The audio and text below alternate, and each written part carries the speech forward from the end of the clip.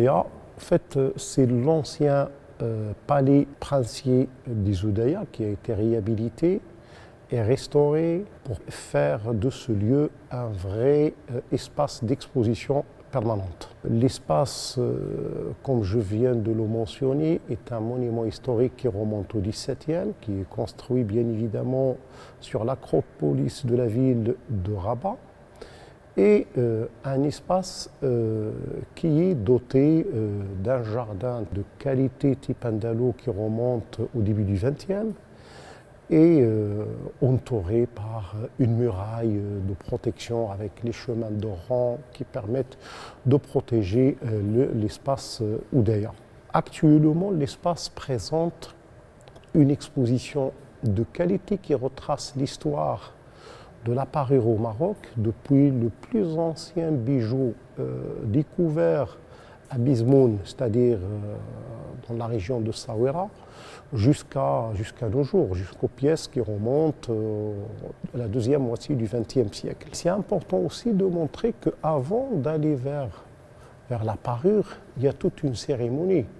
de préparation, des rites préparatoires.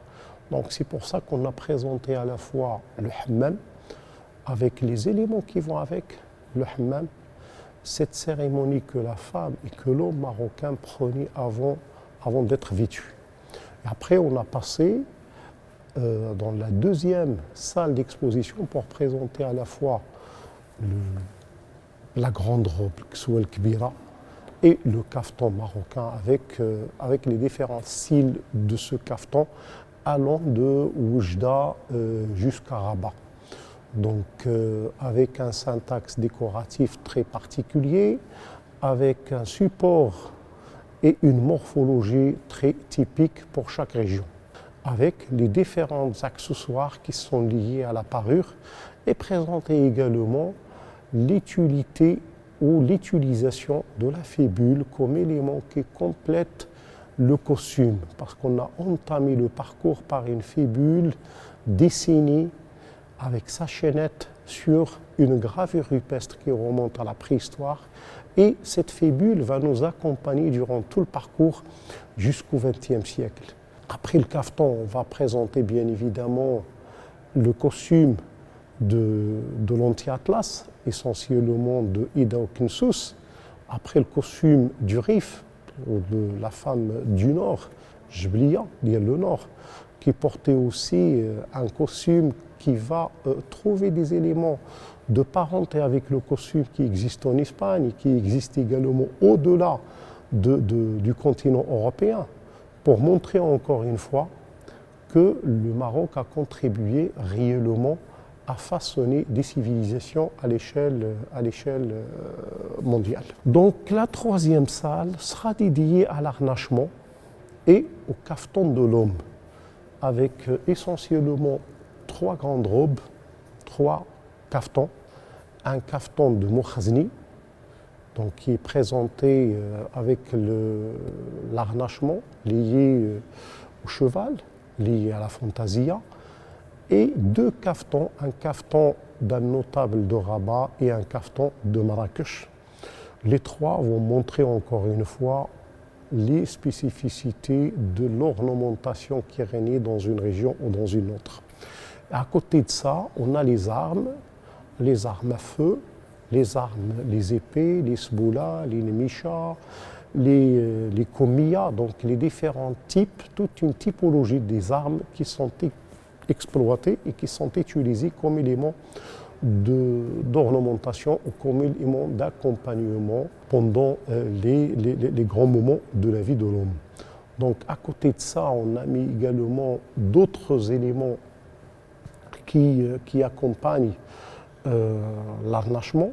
porte-dalil, dalil khayrat, tsbih, etc. Donc justement pour montrer les différentes facettes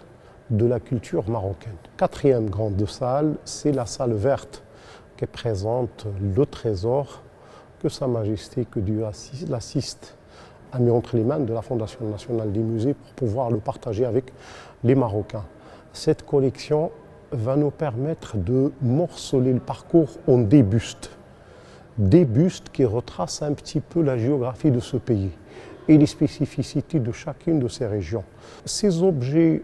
seront tous présentés avec quelques objets majeurs ou phares de la culture marocaine, le mkhamsa ou le khmissa. Donc on a présenté tout un panneau, tout un nuage réalisé avec les mkhamsa, 200 mkhamsa qui sont exposés dans une installation contemporaine qui donne vie à cette mkhamsa et qui montre également les sources d'inspiration de l'artisan marocain qui utilise parfois le mihrab, parfois le shmashia, parfois il insère aussi des animaux pour compléter son réalisation. Et enfin, on va présenter la fibule avec les différents types de fibules qui sont présents dans la culture marocaine, que ce soit la fibule de Tiznit ou la fibule de Ihahen ou la fibule du Rif ou la fibule de Meknes ou la fibule de Souera, donc les différents ateliers de production de la fibule, avant de retrouver la dernière salle qui est la salle du bijou citadin, qui va présenter, au-delà du bijou au nord de la ville de Rabat, les bijoux qui proviennent essentiellement des ateliers du nord, de Tétouan et de Tanger. On a parfois une inspiration andalouse et parfois une inspiration européenne, juive. Et de l'autre côté, on a des bustes qui proviennent de la ville de Meknes, de Fès, de Marrakech et de Saouira. Avant de quitter, on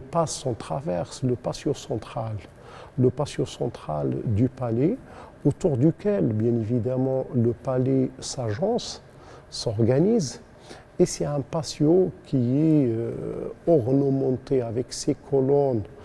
en pierre de Salé, taillées en pierre de Salé, et avec des alcôves qui permettent d'exposer aussi des objets qui proviennent parfois du palais, comme un fragment de plafond qui remonte au XVIIe qui est présenté sur l'un des alcôves, ou parfois des accessoires qui sont liés au trousseau de la mariée et à la chaise de mariée de Rabat. Le parcours, bien évidemment, est clôturé par une visite d'un autre élément architectural qui est le hammam, avec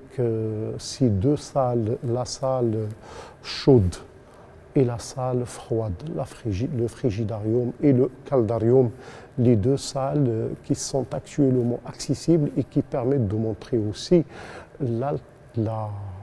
suite dans ce patrimoine ou l'héritage patrimonial qui existe toujours dans l'architecture marocaine, qui remonte à l'époque antique et qui est encore visible. Merci.